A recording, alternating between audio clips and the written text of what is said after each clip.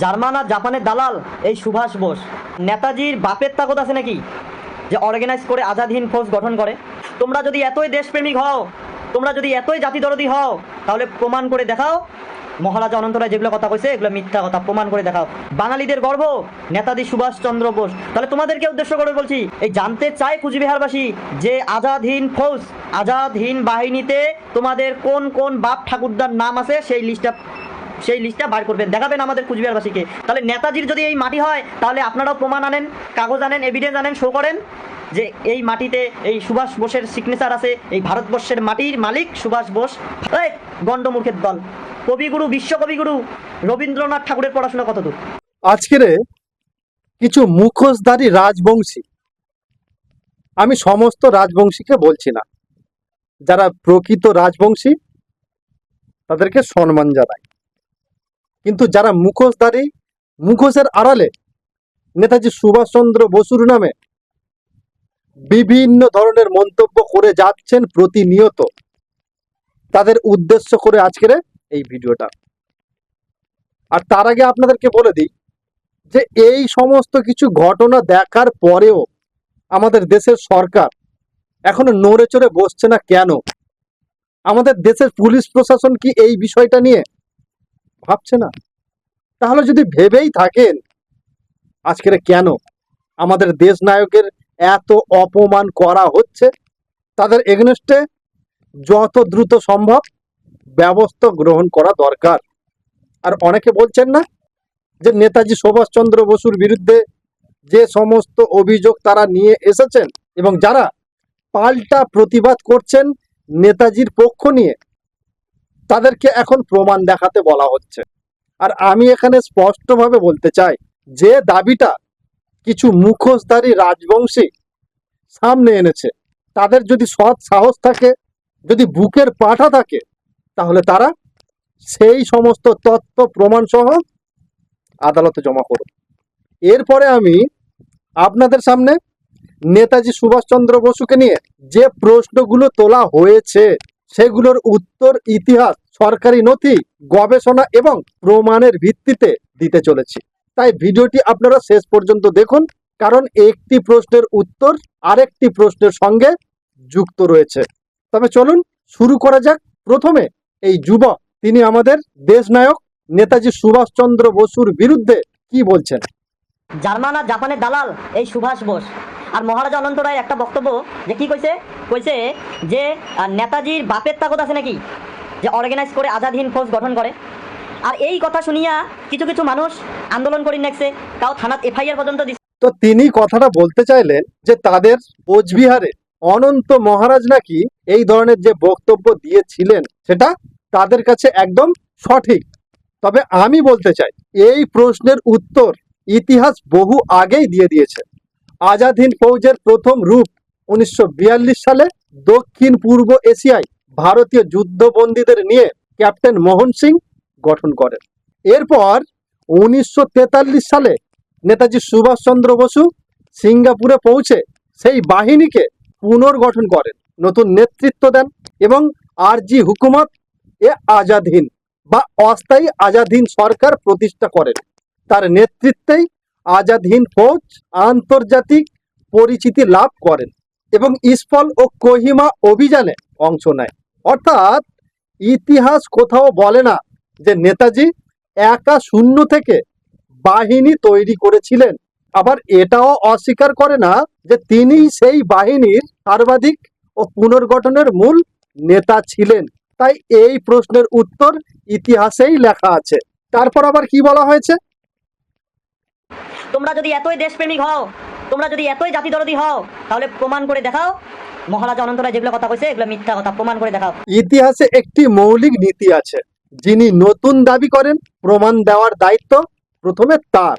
যদি কেউ বলেন এতদিন যা ইতিহাস পড়ানো হয়েছে সব ভুল, তাহলে তার সেই দাবির পক্ষে সরকারি দলিল, ব্রিটিশ আর্কাইভ, ভারত সরকারের নথি, সমসাময়িক নথিপত্র বা গবেষণা দেখাতে হবে। অন্যদিকে নেতাজির জীবন, Azad Hind Fauj, Red Fort trial, INA এর কর্মকাণ্ড, এসবের হাজার হাজার পৃষ্ঠা সরকারি নথি আজও National Archive of India, British Archive এবং বহু গবেষণা গ্রন্থে সংরক্ষিত আছে। তাই ইতিহাস আবেগে নয়, প্রমাণেই বিচার হয়। তারপর তিনি আবারও কি বলছেন? আর যেগুলো মানুষ কল লাগছে যে আমাদের শরীরে নেতাজির রক্ত প্রবাহিত হচ্ছে, আমরা আমাদের গর্ব, বাঙালিদের গর্ব নেতাজি সুভাষচন্দ্র বোস। তাহলে তোমাদেরকে উদ্দেশ্য করে বলছি, তোমরা এই জানতে চাই কুচবিহারবাসী যে আজাদ হিন্দ ফৌজ, আজাদ হিন্দ বাহিনীতে তোমাদের কোন কোন বাপ ঠাকুরদার নাম আছে সেই লিস্টটা বার করবেন, দেখাবেন আমাদের কুচবিহারবাসীকে যে আমার অমুক বাপ, অমুক ঠাকুরদা, অমুক নানা, চাচা, খুড়া ছিল। এই প্রশ্নটাই যুক্তিগতভাবে ভুল। আর যদি কেউ ভগৎ সিংকে শ্রদ্ধা করেন, তাহলে কি তার পরিবারের কেউ হিন্দুস্তান সোশ্যালিস্ট রিপাবলিকান অ্যাসোসিয়েশনে ছিলেন? যদি কেউ ক্ষুদিরাম বসুকে সম্মান করেন, তাহলে কি তার ঠাকুরদাদার নাম বিপ্লবীদের তালিকায় থাকতে হবে? যদি কেউ রবীন্দ্রনাথ ঠাকুরকে শ্রদ্ধা করেন, তাহলে কি তার পরিবারের কারো শান্তিনিকেতনে পড়া বাধ্যতামূলক? উত্তর হলো না। জাতীয় বীর কোনো পরিবারের সম্পত্তি নয়, তারা সমগ্র জাতির সম্পদ। তাই নেতাজিকে সম্মান জানাতে কারো বংশ পরিচয়ের প্রমাণ লাগে না, লাগে ইতিহাস সম্পর্কে শ্রদ্ধা এবং সত্য জানার ইচ্ছা। তারপর তিনি আবার কি দাবি করেছেন, আপনারা একটু শুনুন। থাকলামই না, হ্যাঁ? আর এই মাটি নেতাজি সুভাষচন্দ্র বসুর মাটি।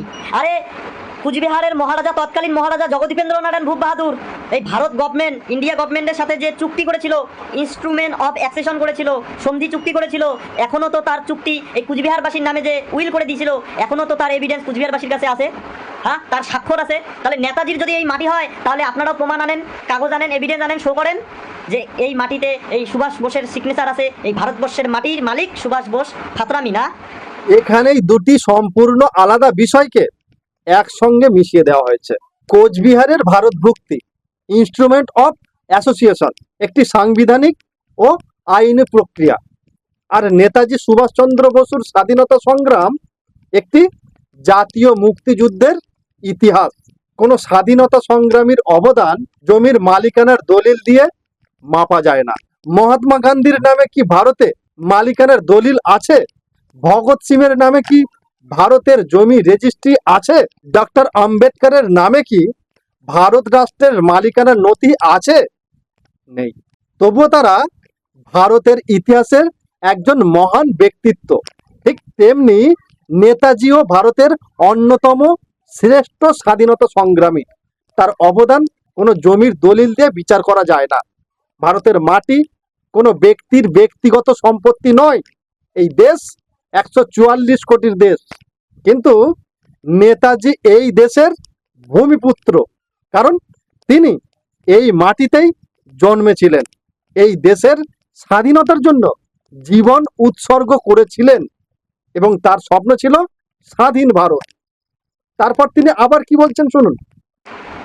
আইনের ধুমকি দেখাচ্ছেন, আলাউ গালাউ গালি দিচ্ছেন।